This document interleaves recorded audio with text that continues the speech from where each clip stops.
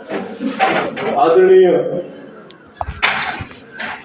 श्री जगन्नाथ दास विद्यालय के प्राचार्य, उपाचार्य, समस्त शिक्षकगण व प्यारे बच्चों, शुभ प्रभात।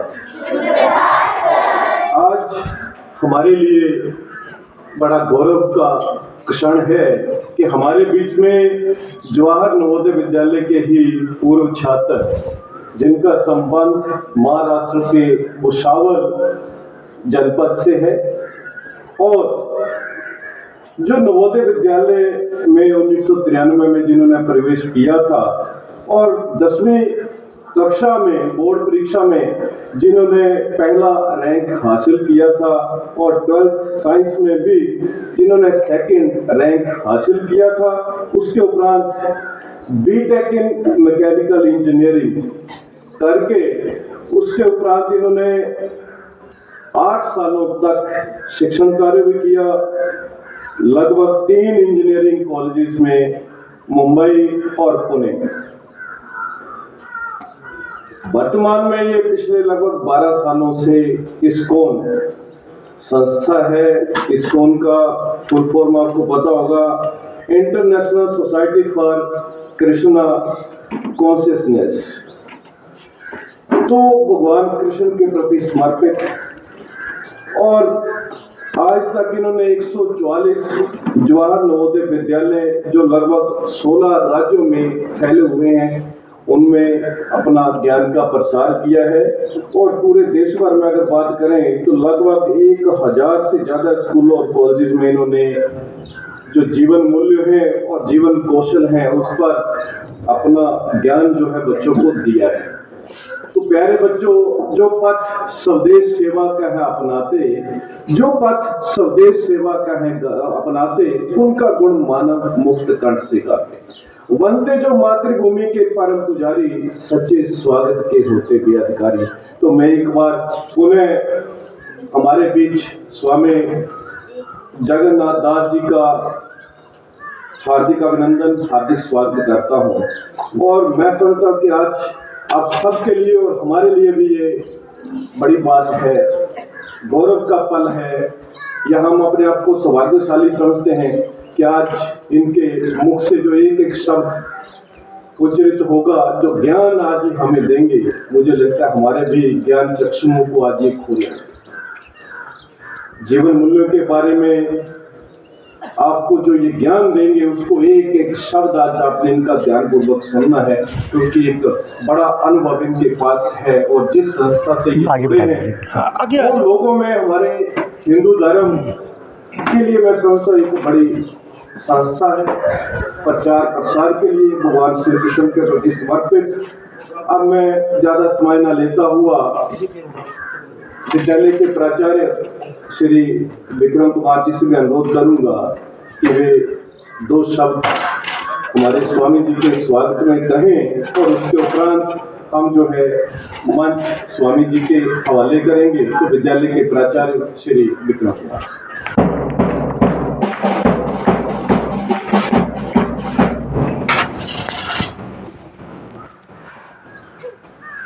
Learned colleagues and dear students, good morning to all of you. आज हमारे बीच श्री जगन्नाथ दास जी मौजूद हैं। उनके प्रेजेंस मात्र से एक आध्यात्मिक माहौल, एटमॉस्फेयर स्कूल में बन रहा है और जब ऐसा व्यक्ति हमारे बीच होता है जिसने नवोदय को, वो स्टूडेंट रहे नवोदय में, तो नवोदय को जिया। टीचर का हार्मोन अलग होता है, टीचर अपना अध्ययन अध्यापन के लिए आप लोगों के साथ जुड़ा होता है, लेकिन असली लाइफ नवोदय में आप लोग जीते हो, जहां आप सब कुछ सीखते हो, 6 से लेके +2 तक कैसे बड़े होना है, कैसे केयर करना है, सब कुछ। तो इन्होंने नवोदय को जिया और उसको समझा। और सबसे बड़ी बात कि उन्होंने 10th में टॉप किया, +2 में भी विद्यालय में सेकंड रैंक थी, ऑनर बोर्ड पर इनका नाम लिखा होगा। आप कभी भी वहाँ पर जाएंगे तो पाएंगे कि ये शख्सियत हमारे बीच में मौजूद थी। तो ऐसी शख्सियत, उसके बाद बीटेक किया। बीटेक करने के बाद आपने कॉलेज, इंजीनियरिंग कॉलेज में अध्ययन अध्यापन किया, लेकिन नियति हम लोगों को कहाँ ले जाएगी इसका पता हमें नहीं होता। जीवन में कुछ क्षण आते हैं, उन क्षणों में अचानक से जीवन की दिशा बदल जाती है। हमारी प्लानिंग कुछ और होती है। हम सोच रहे होते हैं कि डॉक्टर बनेंगे, हम सोच रहे होते हैं इंजीनियर बनेंगे, लेकिन ईश्वर जो सोच रहा होता है वो हमें नहीं पता होता, और अचानक से क्षण आता है और हम एक ऐसी दिशा में चल पड़ते हैं जिसका कभी हमने परिकल्पना भी नहीं की होती है। तो यही जगन्नाथ दास जी के जीवन में हुआ। अध्ययन अध्यापन करते हुए वो कब स्पिरिचुअल होते चले गए, इंटेलेक्चुअल होते चले गए, और कब इस मार्ग पर चल पड़े जहाँ कृष्ण भक्ति सर्वोपरि उनके लिए हो गई। तो ऐसी शख्सियत का, क्योंकि ये आपके बीच में से ही है, आप जैसे ही है, तो हम उनकी बातों को ध्यान से सुनेंगे। और अभी बता रहे थे कि पहले नाहन विद्यालय में गए, फिर कुनिहार गए, फिर बिलासपुर गए, और अब हमारे बीच में है, और यहाँ से कांगड़ा जाएंगे, मंडी जाएंगे। तो यात्रा निरंतर चल रही है। शख्सियत जब हमारे बीच में होती है तो हमें सीखने के लिए बहुत कुछ मिलता है। तो हम जो ये गर्मी पड़ रही है, सूरज नाराज है हमसे, उसको बर्दाश्त करेंगे थोड़ी देर के लिए और सुनेंगे। क्या पता उनकी कही हुई कोई बात आपके जीवन की दिशा बदल दे और आप जीवन के असली उद्देश्य के पास पहुंच जाए। तो मैं जगन्नाथ जी का वेलकम करता हूं और उनसे आग्रह करता हूं कि हमारे बच्चों के साथ इंटरेक्ट करें। धन्यवाद।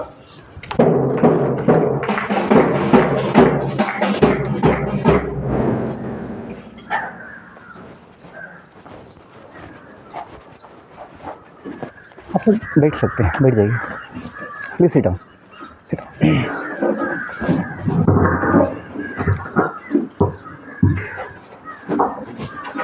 ये ठीक है, आवाज़ अच्छा है इसमें। So I thank our dear principal sir, Shri Vikram Kumar Chaudhary sir, Shri VP sir, Shri Samajit sir, and all the teachers to give me a heartfelt welcome here at JNV Hamirpur, also shelter in your campus. मुझे बहुत खुशी है कि आज आपके बीच में आ पाया हूँ हिमाचल की पावन धरती पर। हिमाचल का नाम तो बचपन से सुन रहे हैं। कहाँ पे? राष्ट्रगान में विंध्य हिमाचल यमुना गंगा, है ना। तो और भगवत गीता में भी भगवान स्वयं कहते हैं 10वें अध्याय में कि जो नॉन मूविंग है, अचल महान ऐसी चीज़ें, उसमें मैं हिमालय हूँ। स्थावरा नाम, स्थावर है ना, जंगम, स्थावर जंगम बोलते हैं, मूविंग नॉन मूविंग, चल अचल चराचर। तो जो स्थावर है नॉन मूविंग स्ट्रॉन्ग, स्थावरा नाम हिमालय, कि मैं जो विशाल अचल ऐसी वस्तुएं हैं उसमें मैं क्या हूँ? हिमाचल हूँ, हिमालय हूँ। तो हिमालय का नाम स्वयं भगवान गीता में उल्लेख किए हैं 5000 साल पहले। तो भगवान की नज़र में ये धरती जो है हिमाचल की, हिमालय की, बड़ी पावन है, बड़ी शुद्ध है, महान है। अच्छा, आप भी भाग्यशाली हैं, इस धरती पर आप जन्म लिए हैं। मैं भी स्वयं को भाग्यशाली समझता हूँ कि मैं लगभग 1 हफ्ते से हिमाचल में आया हूँ, प्रकृति की गोद में। ये किताब भी है हिंदी में, हिमालय की गोद में। जो हमारे गुरुदेव हैं, जिन जन्म से तो शिकागो के हैं, अमेरिका के, लेकिन वो भी जब सत्य की खोज में निकले थे 80 साल पहले, 80 नहीं 60 साल पहले जब निकले थे सत्य की खोज में, तो वो हिमालय की मतलब हिमाचल में लगभग 2 साल तपस्या किए थे।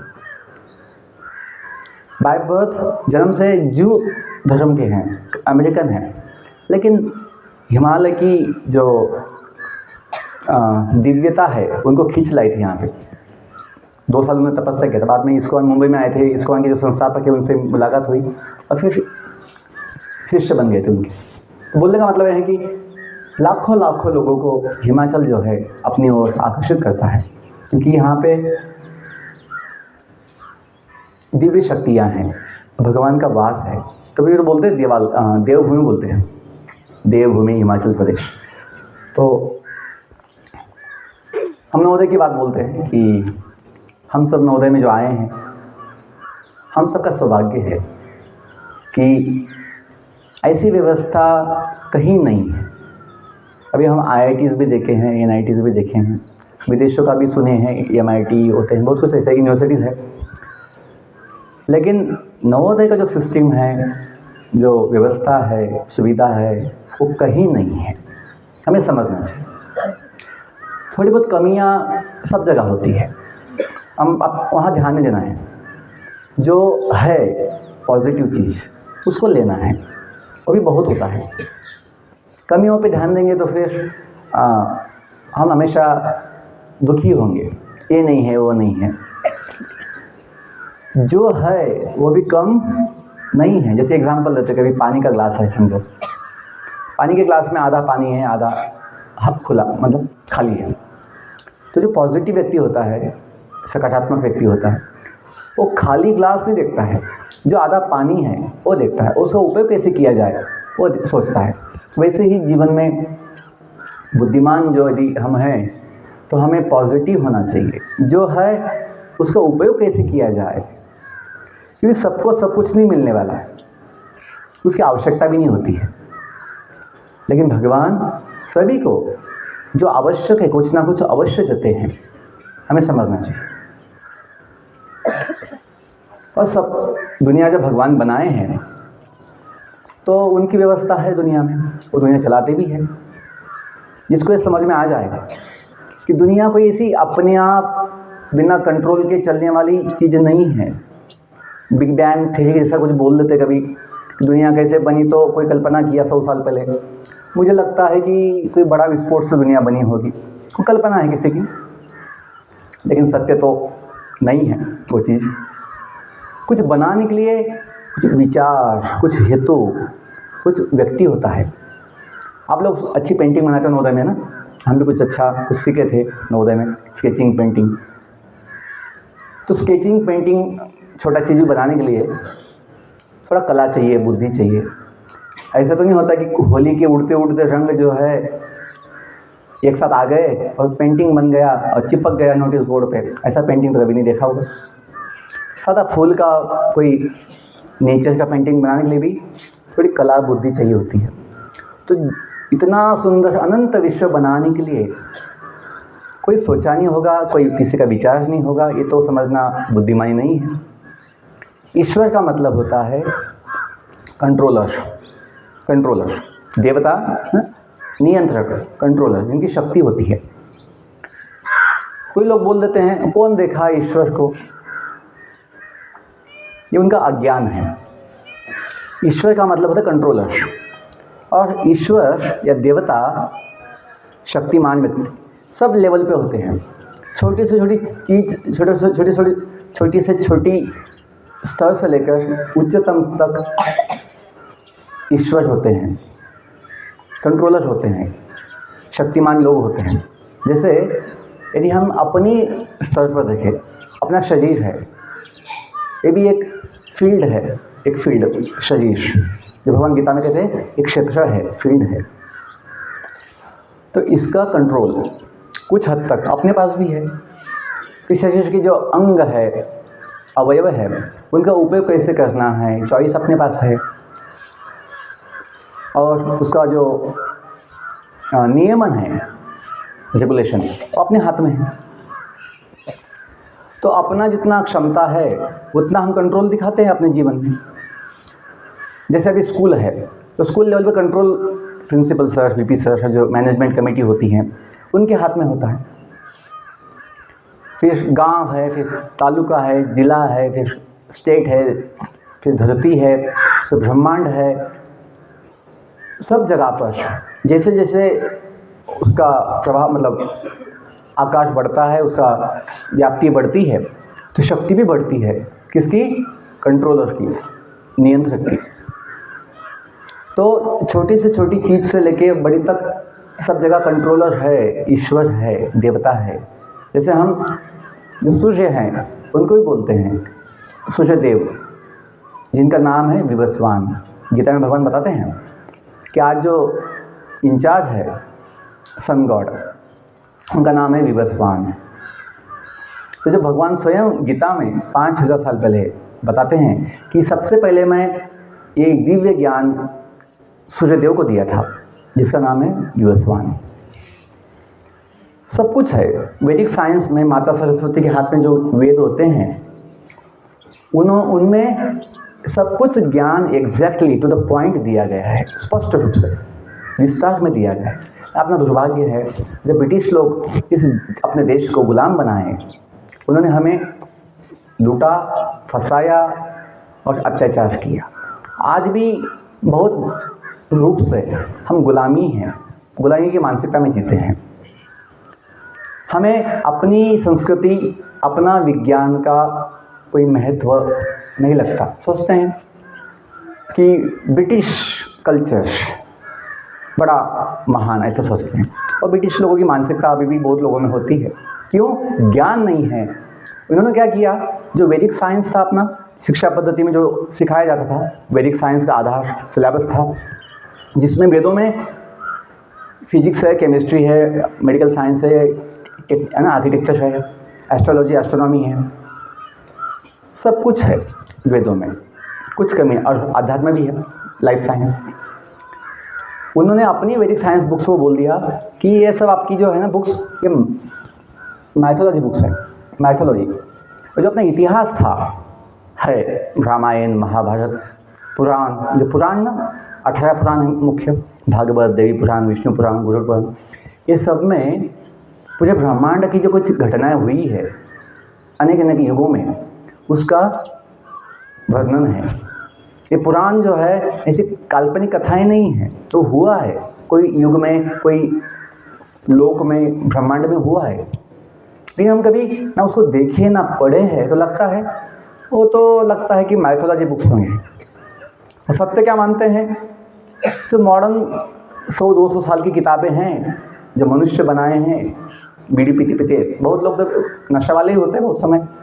विदेशों में क्या है, नशा करते, दारू पीते हैं, सिगरेट पीते हैं, नशा करते हैं, हम उनको समझ लेते हैं बड़े महान। देखो, वैदिक विज्ञान का जो प्रचार किया है अब तक जो समाज में है, वो ऋषि मुनि की है। कोई जॉब के हिसाब से नहीं की है, पैसा कमाना है, कुछ तो बनना है, बड़ा नहीं। सेवा के माध्यम से, सेवा की भावना में ऋषियों ने, मुनियों ने हजारों लाखों साल का जो विज्ञान है, वैदिक विज्ञान, उसको संरक्षित किया है, प्रचार किया है। पैसा कमाने के लिए नहीं उन्होंने ये किया उसका उपयोग। तो हमें समझना चाहिए कि वेद जो है मूल विज्ञान है। आज जो कुछ हम विज्ञान पढ़ते भी हैं ना, उसका भी आधार ये वेद ही है। जैसे डाल्टन जो थे, जॉन डाल्टन, उन्होंने एटॉमिक लॉ दिया 1900 सदी में। तो अपने शास्त्रों में कनाद मुनि का अनुसिद्धांत उन्होंने पढ़ा होगा। पहले पृथ्वी पूरा था, पृथ्वी जो है ना एक सिंगल ये था, यूनिट था। और जो राजा होते थे पृथ्वी के, वो कहलाते थे चक्रवर्ती सम्राट। चक्रवर्ती सम्राट मतलब पूरे पृथ्वी के एक राजा। उसका कैपिटल था हस्तिनापुर, आज दिल्ली हम कहते हैं हस्तिनापुर। तो वैदिक कल्चर पूरे विश्व में था। आज इसलिए हम पूरे विश्व में कहीं मंदिर, कोई ना कोई सभ्यता जहाँ पे अपने जैसा दिखता है कल्चर, भारत जैसा। क्यों? पहले पूरा विश्व जो है ना एक कल्चर था। समाज जैसे कलयुग बढ़ता गया 5000 साल में, तो फिर विदेशों में वो कम होता गया, भोगवाद बढ़ते गया, भौतिकवाद। अदरवाइज वैदिक शिक्षा जो है, वैदिक नॉलेज जो है पूरे विश्व में है, आज भी है। जो विमान का खोज हुई, जो शोध हुआ, राइट ब्रदर्स नाम देते हैं ना, राइट ब्रदर्स ने निकाला, वो कहाँ से उनको आइडिया मिली? अपने वेदों में एक विमान शास्त्र का अभी एक सेक्शन है, विमान शास्त्र। कैसे बनते विमान, क्या होता है, सिस्टम क्या होती है, फंक्शंस के, उसका मैकेनिज्म क्या होता है, तो ये भी अपने वेदों में है, शास्त्रों में है। वो लोग जो है, डार्विन जो है, चार्ल्स डार्विन, इन्होंने उत्क्रांतिवाद, इवोल्यूशन थ्योरी बताई। वो भी कंसेप्ट जो है अपने शास्त्रों में आता है कि जीव जो है इवॉल्व होता है, निम्न योनियों से उच्च योनि में जीव उत्क्रांति करता है, इवॉल्व होता है। जैसे हम सुनते हैं अपने वेदों में कि 84 लाख प्रकार के जीव है, योनियाँ हैं पूरे ब्रह्मांड में, और छोटे जो होते जीव, सूक्ष्म जीव, वो आगे समय के साथ उच्च योनि में जाते हैं। हाँ, लेकिन डार्विन क्या किए? डार्विन जी ने आत्मा का जो अस्तित्व है वो स्वीकार नहीं किया। उन्होंने उसको ऐसे बता दिया कि सिंगल सेल का जो अमीबा होगा वो 2 सेल का बना होगा, बॉडी बदलती रहती है, मतलब बॉडी इवॉल्व होती है। ऐसा उन्होंने, एक्चुअल कंसेप्ट है इवोल्यूशन का आत्मा के लिए, कि जीव जो है आत्मा वो इवॉल्व होता है, उसे उच्च योनियाँ मिलती है। मतलब जो जंतु है पहले वो जल का जीव बनेगा, जो जल के जीव हैं वो बाद में पंछी बनेंगे, जो भूमि के जीव बनेंगे। बॉडीज हमेशा होती है, जो आत्मा है उसको अलग अलग शरीर मिलेगा। ये नहीं कि बंदर मनुष्य बन जाएगा, मतलब बंदर की बॉडी खत्म, मतलब बदल जाएगी, बंदर का पूंछ छोटा होता जाएगा और ये बंदर एक दिन मनुष्य बन जाएगा, ऐसा कंसेप्ट नहीं। फिर हम देखते हैं, कॉमन सेंस भी समझते हैं, इकोलॉजी बैलेंस के लिए, इकोसिस्टम के बैलेंस के लिए सभी जीव हमेशा चाहिए। ये नहीं कि बस अमीबा ही था, पहले कुछ नहीं था, और पहला जीव अमीबा जो कल्पना की गई उस समय डार्विन के द्वारा, वो लॉजिकल नहीं है, क्योंकि उनकी कल्पना ही है। लेकिन वैदिक साइंस में यदि हम थोड़ा पढ़ते हैं, समझते हैं, ब्रह्मांड में जीवन जो उत्पन्न हुआ, पहले जीव जो थे वो ब्रह्मदेव है, ब्रह्मदेव जिनका जन्म होता है भगवान विष्णु के नाभि से जो कमल निकलता है, कमल के ऊपर। आपने बहुत जगह फोटो देखी होगी कि ब्रह्मांड में ना दिखाते हैं, आधा जल होता है जिसमें अनंत शेष नाग का शैया होती है, भगवान विष्णु उस पर लेटे होते हैं, उनके नाभि से कमल दिखाते हैं, कमल के ऊपर चतुर्मुखी ब्रह्मा का जन्म दिखाते, वो ब्रह्मा जी दिखाते हैं। और ब्रह्मा जी जो है फिर तपस्या करते हैं कि मैं कौन हूँ, थोड़ा ज्ञान के लिए भगवान को ज्ञान देते हैं, वो वेद है। माता सरस्वती जो है भगवान ब्रह्मदेव की ही पत्नी है, शक्ति है। और फिर ब्रह्मदेव जो है 84 लाख प्रकार की जो योनियाँ हैं, जीव है, बॉडीज़ पूरे ब्रह्मांड में बनाते हैं। जो ब्रह्मांड में असंख्य तारे हैं, ग्रह लोक है। जीवन केवल पृथ्वी पे नहीं है। एज पर modern science they don't know whether life is there or not on other planets, but as per वैदिक साइंस जो भगवान देते हैं वेद, उसके अनुसार जीवन ये सारे लोकों में है। ब्रह्मांड में जो भी तारे ग्रह लोक है, सब जगह जीवन है। हम जो आकाश में देखते हैं नाइट में स्टार प्लैनेट्स, उच्च लोक है, जो स्वर्गलोक कहलाते हैं। लोग कोई बोल देते हैं स्वर्ग किसने देखा है? इवन द सन, सूरज जो है स्वर्गलोक का भाग है, वहाँ देवताओं का वास है, जिनका शरीर तेजोमय, दिव्य, अग्निमय होता है। जैसे अपने शरीर में बोलते हैं माटी ज़्यादा है, भूमि तत्व ज़्यादा है, भूतत्व, उनके शरीर में अग्नि तत्व होता है, तो इसलिए उनको वहाँ का जो टेम्परेचर है, तापमान, उसकी कोई समस्या नहीं है। हम सोचेंगे कि वहाँ कैसे जीवन होगा, वहाँ कैसे जीवन, वहाँ देवताओं का वास है। एनीवे, बोलने का मतलब ये है, थोड़ा हमें वेदों के विषय में पता होना चाहिए। ब्रिटिश लोग जो हमको फंसाए, लूटे, उन पे विश्वास नहीं करना चाहिए कि वो जो बोल दिए माइथोलॉजी, रामायण नहीं हुआ है, महाभारत नहीं हुआ है। इससे क्या हुआ, हम अपनी संस्कृति से, अपने मूल्यों से, अपने ही इतिहास से, ज्ञान से, विज्ञान से वंचित हो गए। आज देखिए, जो हम देखते हैं बच्चे पढ़ते हैं, इंजीनियर बनते, डॉक्टर बनते, ऑफिसर बनते हैं, लेकिन नशा मुक्त जीवन नहीं जी पाते हैं। मैं बीटेक किया मुंबई में, कॉलेज था VJTI, जो देश का पहला कॉलेज है, बड़ा प्रसिद्ध कॉलेज है, वीर माता जीजाबाई। IIT तो बाद में बने। तो जहाँ 98, 97 प्लस मार्क्स वाले बच्चे आते हैं एडमिशन के लिए ऑल इंडिया, वो लोग भी सेकंड ईयर में, सभी नहीं लेकिन 50-60% बच्चे नशा के शिकार होते हमने देखा। स्मोकिंग, ड्रिंकिंग, है ना, गलत आदत में फंस जाते हैं। तो वो बड़ा दुख लगता था कि साइंस इतना पढ़ के भी यदि ये समझ ना पाए सही क्या, गलत क्या है, अच्छा क्या है, बुरा क्या है, तो फिजिक्स, केमिस्ट्री, मैथ्स का क्या फ़ायदा हुआ। केवल एक जॉब के लिए थोड़ी हमें पढ़ना है, हमें जीवन को भी तो सुखी, जीवन को भी महान बनाना है। देखो, केवल जॉब से सुख नहीं मिलेगा, क्योंकि अल्टीमेटली जॉब भी क्या होता है, ये किसी के ना हाथ के नीचे काम करना पड़ता है, देखा जाए तो। और अपना जो इंडिपेंडेंस होता है हम खो देते हैं ये कुछ पैसे के लिए। जॉब मतलब वही तो है, हम कहीं कुछ अपने हिसाब से जीवन जीना चाहते हैं कि जॉब के वजह से हम जी नहीं पाते हैं। बोलने का मतलब है, केवल जॉब से सुख नहीं मिलेगा, हमें अपने जीवन का ज्ञान भी चाहिए। हमने भी जॉब किया है जितना आवश्यक था, लेकिन बोलने का मतलब ये है, ये बात नहीं है कि केवल आपको जॉब सुख देगा, पैसा सुख देगा। सुख देगा ज्ञान और अपना उच्च भावना। तो विषय में बोलता हूँ कि जो अपनी संस्कृति है, जो अपना विज्ञान है, हमें समझना चाहिए। आज अभी जो 11th-12th में भी योग विषय आया है, योग विषय पहले नहीं था, अभी योग आया है। बाकी बहुत सब्जेक्ट्स अभी, है ना, ऐड कर रहे हैं। NEP जो है 2020 न्यू एजुकेशन पॉलिसी, उसके अंतर्गत भी सरकार अभी ये समझ पा रही है कि हमें अपना सिलेबस थोड़ा बदलने की आवश्यकता है, ताकि जीवन बच्चों का चरित्र बने, जीवन महान बने। जीवन की शिक्षा आवश्यक है। आपको एग्जांपल दूँ बायोलॉजी का। Biology suppose to be life science, biology suppose to be life science, लेकिन अनफॉर्चुनेटली, दुर्भाग्यवश, तो बायोलॉजी 12th तक और फिर बाद में medical science, MBBS, MD, MS course, कहीं पर भी बॉडी के अलावा कोई अलग स्टडी नहीं है। जीवन का आधार तो मन भी है, बुद्धि भी है, अपना सबका अहंकार भी होता है, और जीवन का जो कारण है, जीवन का आधार, जीव, आत्मा, उसका उल्लेख भी नहीं है बायोलॉजी में कि जीवन किसकी वजह से है।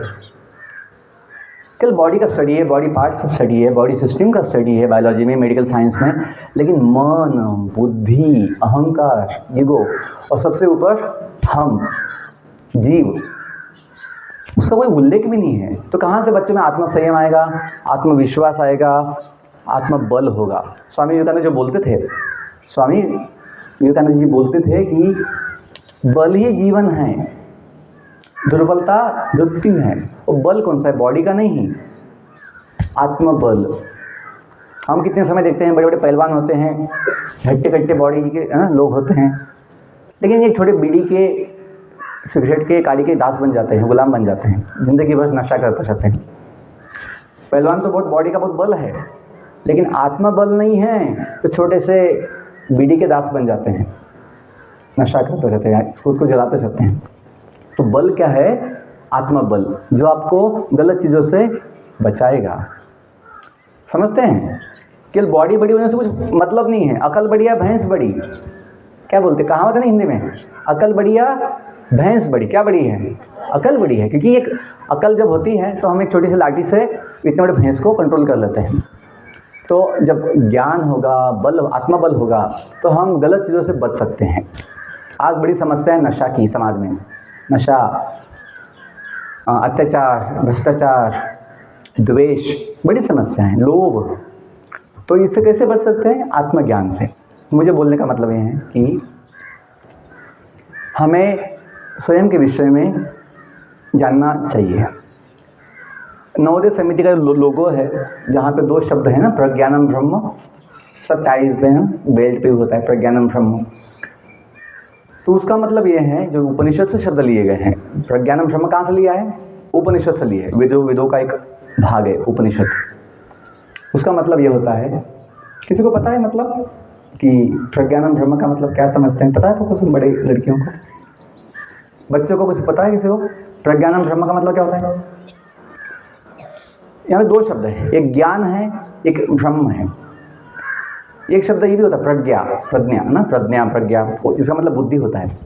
लेकिन इस यहाँ पे जो शब्द लिए गए हैं, प्रज्ञा के हिसाब से नहीं लिया है, ज्ञान के हिसाब से लिया है। ज्ञानम, ज्ञान के आगे जोड़ दिया प्र, सिद्धि प्रसिद्धि, प्रीफिक्स है प्र, मतलब विशेष, प्रख्यात, महान, उच्चतम। ज्ञान जो अनेक प्रकार का होता है, उसमें सबसे महान उच्चतम ज्ञान क्या है? ब्रह्म ज्ञान है। ब्रह्म ज्ञान का मतलब क्या हुआ? आत्मज्ञान है। आत्मा को बोलते हैं ब्रह्म, भगवान को बोलते हैं पर ब्रह्म, है ना। आत्मा परमात्मा, ब्रह्म पर ब्रह्म। वेदों में एक वाक्य है कि हम सब जीवों की पहचान क्या है? ये बॉडी नहीं, जो समय के साथ बदलता है। अपनी जो फिजिकल बॉडी है, समय के साथ बदलता है। आप जब जन्म लिए थे, फोटो होगा, पहला जन्मदिन का फोटो, आज की फ़ोटो देखिए, वो समय की फ़ोटो देखिए, पहला जन्मदिन, सेम है बच्चों, सेम है फ़ोटो। बदल गया ना, आकार बदल गया, क्षमता बदल गई। लेकिन माँ ये नहीं बोलेगा सर जो बच्चा जन्म लिया था वो अलग था, जो बच्चा नवोदय में पढ़ता वो अलग है, ये नहीं बोलेगा। क्यों? अपने संबंध, अपनी पहचान बॉडी से नहीं है, अपनी पहचान हमसे है, आत्मा। भगवान गीता में कहते हैं कि शरीर को देह, जो हम हैं, जो शरीर में रहते हैं, उसको बोले हैं देही। देही, देह मतलब बॉडी, और देही मतलब निवासी, तो जीव को कहते हैं देही। तो हम जो है इस शरीर में रहने वाले निवासी, जो कभी बदलता नहीं है। यदि मैं आपको एग्जांपल दूँ, कोई माँ है, उसके बच्चे का कोई हादसा हो गया, एक्सीडेंट हो गया, उसके हाथ पांव कट गए, बच्चे का हाथ पांव कट गया, तो माँ ये नहीं बोलेगा सर मेरे बच्चे को 2 हाथ थे 2 पाँव थे, अभी इस बच्चे को 1 हाथ नहीं 1 पाँव नहीं, ये मेरा बच्चा नहीं है सर। यदि किसी का मुंह जल गया, कोई आग में किसी का मुंह जल गया, चेहरा जल गया, तब भी माँ ये नहीं बोलेगी सर मेरा बच्चा ऐसा दिखता था, अभी ये बच्चा देखो कैसे दिखता है, ये मेरा बच्चा नहीं है, ये माँ नहीं बोलेगी। क्यों? संबंध बॉडी से नहीं है, संबंध जीव है, आत्मा, जो भगवान का अंश है, उससे है। और एक एग्जांपल, एकदम हट्टा कट्टा बॉडी है, पहलवान का एकदम फिट बॉडी है, कुछ दिल का दौरा आ गया, हार्ट अटैक आ गया, उसकी डेथ हो गई, तब माँ क्या बोलेगी? ये नहीं बोलेगा कि सर मेरा बच्चा है। माँ बोलती है सर मेरा बच्चा चला गया सर, ये बॉडी ये थोड़ी है, ये तो कुछ काम का नहीं है, अभी इसको ले जाओ। बॉडी का पार्ट्स एज इट इज़ है, बाल भी कुछ गया नहीं कहीं पे, एज इट इज़ बॉडी में सब कुछ है, लेकिन अभी वो बच्चा नहीं बॉडी में, बच्चा चला। बोले क्या माँ बोलती है? मेरा बच्चा मुझे छोड़ के चला गया था, बहुत दुखी हो जाती है, बोलती है बॉडी को ले जाओ, कुछ काम का नहीं। जब तक बॉडी में जीव था, माँ हाथ पाँव कट गए, चेहरा जल गया, नहीं मेरा बच्चा है। जब बॉडी एकदम फिट है, लेकिन जब जीव चला गया तो माँ बोल रही इसको ले जा बॉडी को, कुछ काम करना। तो हमें समझना चाहिए लाइफ वैल्यू जो है, लाइफ वैल्यू बॉडी से नहीं होती, लाइफ वैल्यू हमसे होती है। हम कौन है? जो ब्रह्म, प्रज्ञानम ब्रह्म, ये हम जाने। सभी ज्ञान में सबसे महान ज्ञान ब्रह्म ज्ञान है। आज देखो दुर्भाग्य है, हम इतना शिक्षा, विद्यालय, महाविद्यालय, विद्यापीठ में जाते हैं, पढ़ते हैं, लेकिन कहीं पर भी ये आत्मज्ञान, ब्रह्म ज्ञान, जीवन का ज्ञान कोई नहीं बोलता है, ना सिलेबस में है। कुछ शिक्षक बोलते हैं, जिन शिक्षकों को ज्ञान होता है वो अपने विचारों से, अपनी शिक्षा से ये ज्ञान देते रहते हैं, लेकिन सिलेबस में नहीं है, साइंस बोल के नहीं है। ये दुर्भाग्य है। पहले अपने देश में 200 साल ब्रिटिश आने से पहले जो विधिक शिक्षा पद्धति थी वेदों के आधार पर थी, जहाँ पे जीवन की विद्या पहले दी जाती थी ताकि अपना जीवन सुखी हो, महान बने। अंतिम 5 मिनट बोलता हूँ, ध्यान दीजिए। पीछे बच्चे ध्यान दीजिए। यस बेटा, सी यस, लास्ट वॉइस सी है। तो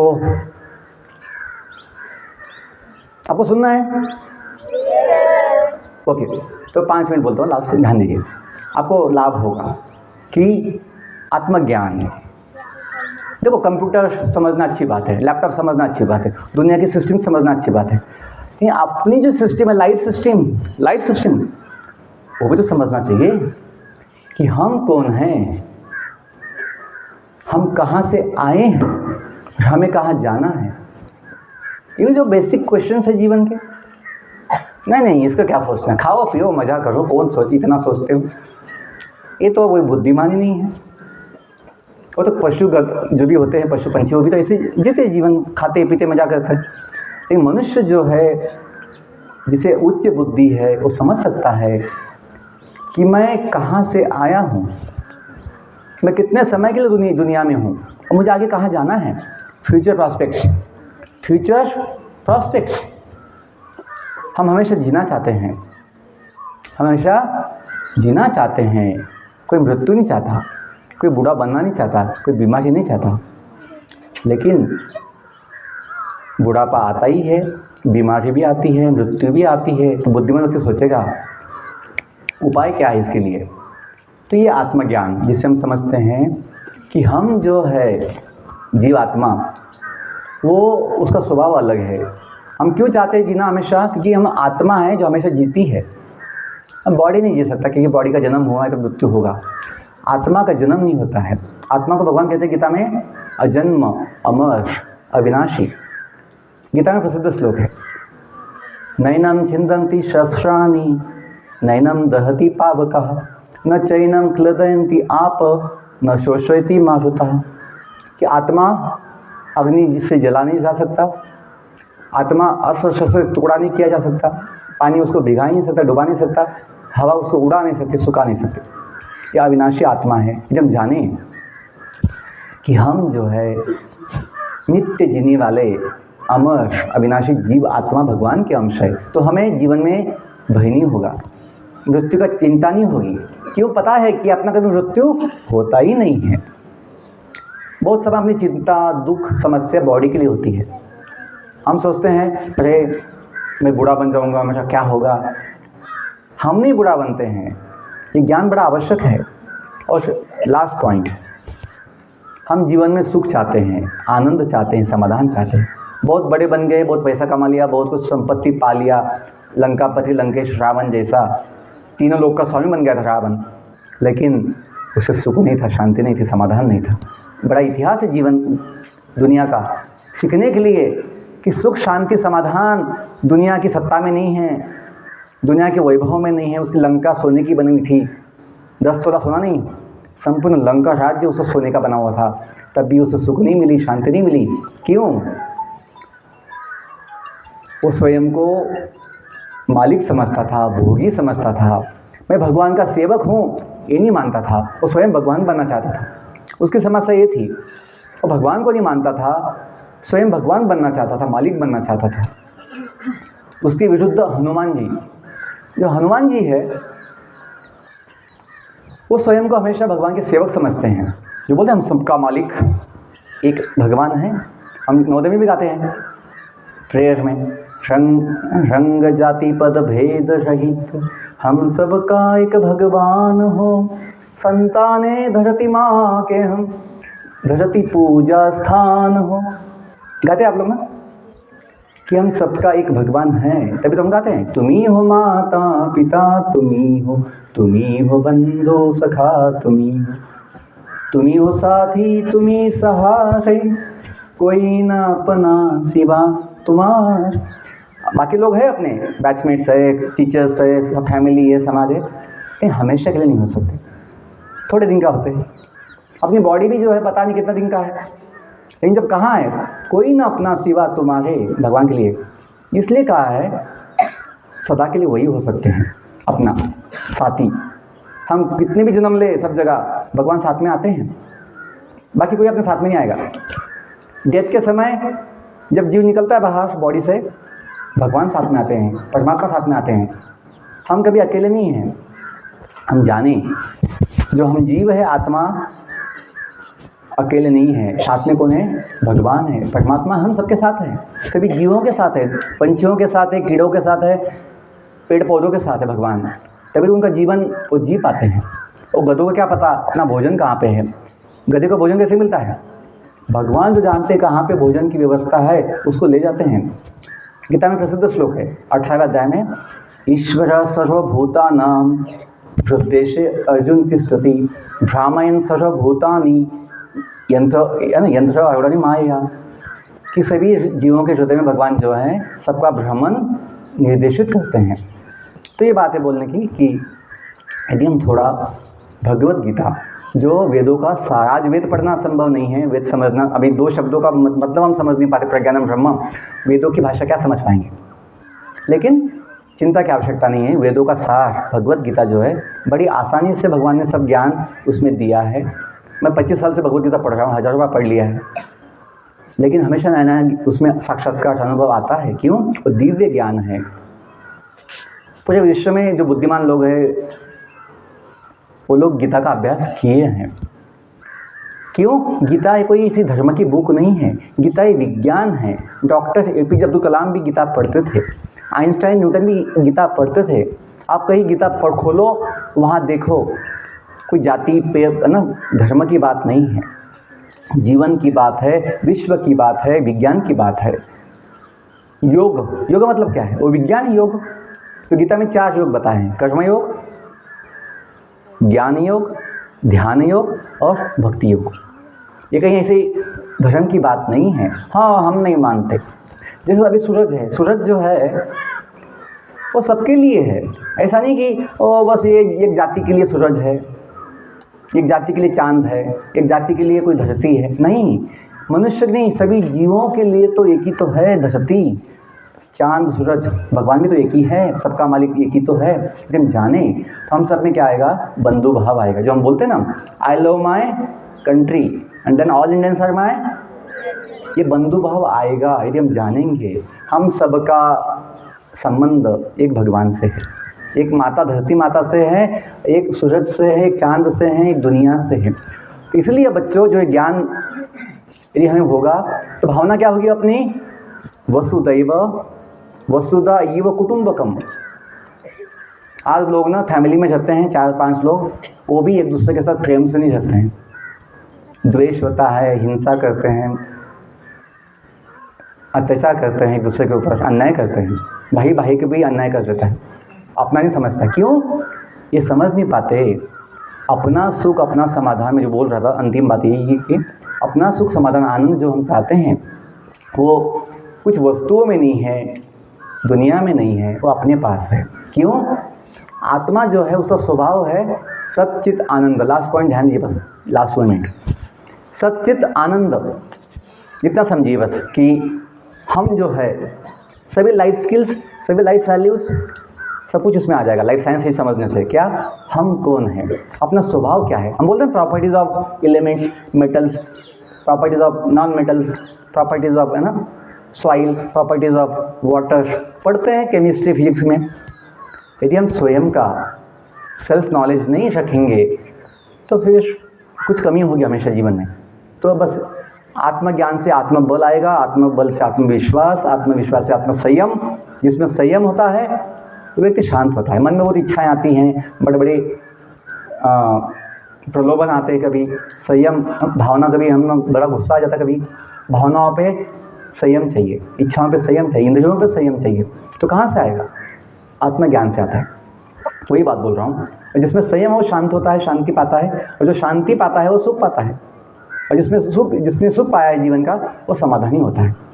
तो ये जो मैं बोल रहा था कि अपना स्वभाव, आत्मा का स्वभाव जो है सच्चित आनंद। सत का मतलब होता है न बदलने वाला, सत्य, सत, immortal, unchanging, permanent, endless, beginningless, अनादि अनंत, सत। हम जो जीव है नित्य है, हमेशा जीने वाला है। सत चित ज्ञान चिन्मय, आत्मा ज्ञानमय है कि भगवान का अंश है ना, भगवान सर्वज्ञ हैं, हम क्या है ज्ञानमय, जीव आत्मा है। भगवान क्या है आनंद के सागर है, आनंद की मूर्ति है भगवान। तो हम भी जो उनके अंश है, जैसे माता पिता के गुण बच्चों में आते हैं, तो भगवान के गुण हम सब में हैं। सतचित आनंद, जैसे शक्कर धर्म से क्या होती है, उसका गुण धर्म क्या होता है, शक्कर का मीठा होना। गुण धर्म, जो कभी धर्म की बात आती है वो धर्म जन्म से नहीं है, अपने स्वभाव से धर्म, गुण धर्म। गुण धर्म मतलब प्रॉपर्टी नेचर। हम सब जीवों का धर्म है, गुण धर्म है आनंद होना, आनंद में होना, आनंदमय। तो जैसे शक्कर कभी खट्टी नहीं हो सकती, वो मीठी होती है, उसका गुण धर्म है। वैसे हम जो जीव है आत्मा, उसका स्वभाव क्या है, हमेशा आनंद में होना। अभी हम आनंद क्यों ढूंढते हैं, I am searching for happiness, I am searching for Joy, ऐसे वो लोग बोलते हैं, क्योंकि हम उसको खो दिए हैं, हम भूल गए हैं अपने स्वभाव को। हम बॉडी को समझते कि बॉडी मैं हूँ। यदि हम जानें कि हम सच्चिदानंद जीवात्मा हैं, तो केवल जानने से नहीं होगा, हमें अनुभव की आवश्यकता होगी। अनुभव के लिए क्या आवश्यकता है, फिर साधना, थोड़ा अध्ययन। तो मैं चाहूँगा जीवन में कभी एक बार कम से कम भगवत गीता जो है, जो सारे वेदों का एक सार है, यदि पढ़ना चाहो एक दिन में, जो 700 श्लोक की गीता में, उसका अनुवाद पढ़ सकते हैं एक दिन में।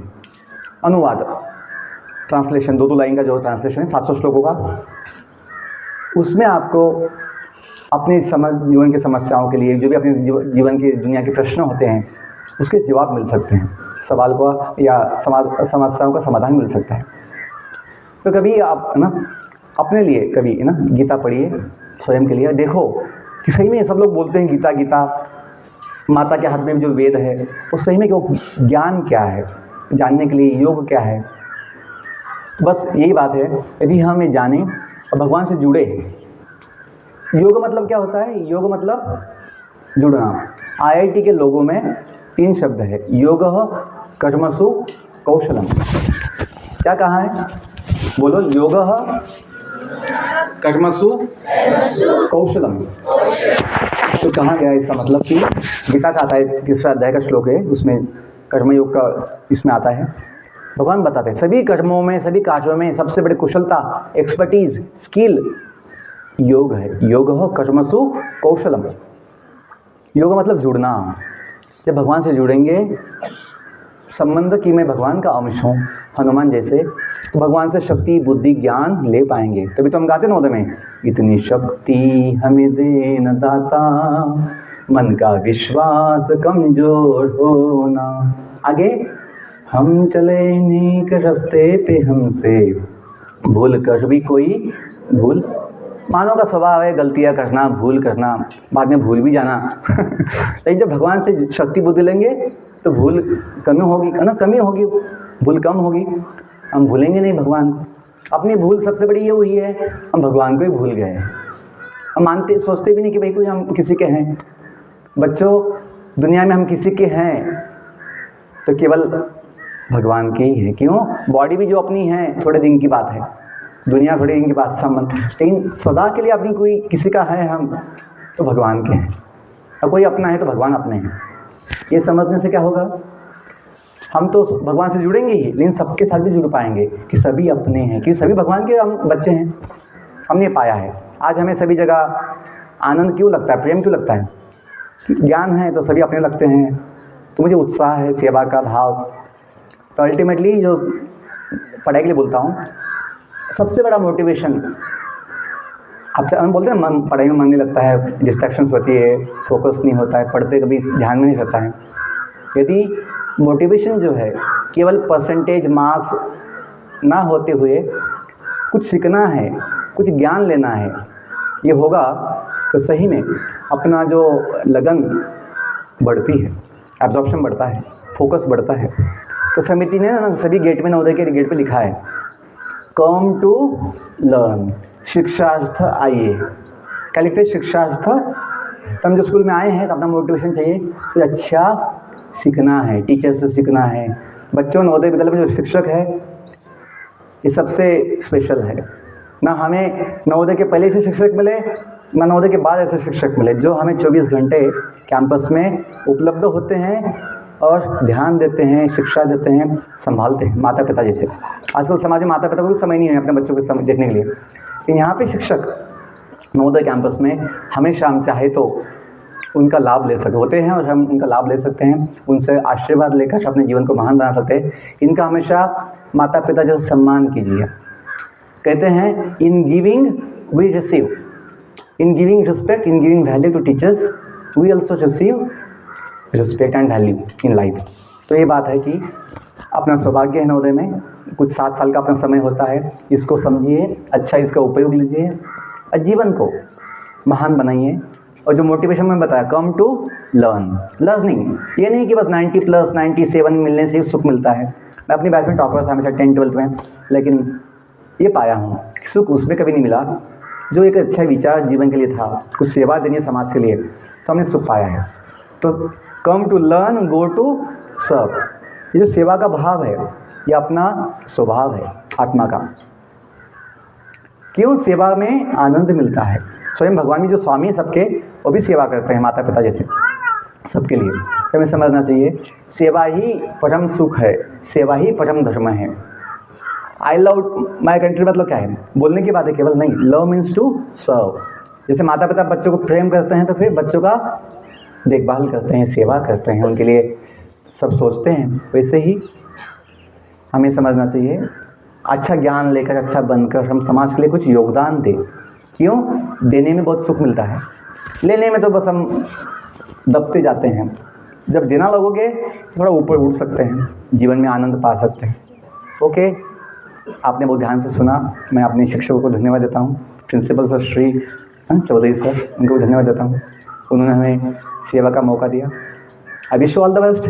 मैं आपके कैंपस में आज एक दिन हूँ, कुछ किसी को मिलना है, कुछ पूछना है, कुछ मुझसे कुछ मुझे बताना है, तो मैं आपकी सेवा के लिए हूँ। I wish you all the best. May God bless you. Thank you all. ठीक है।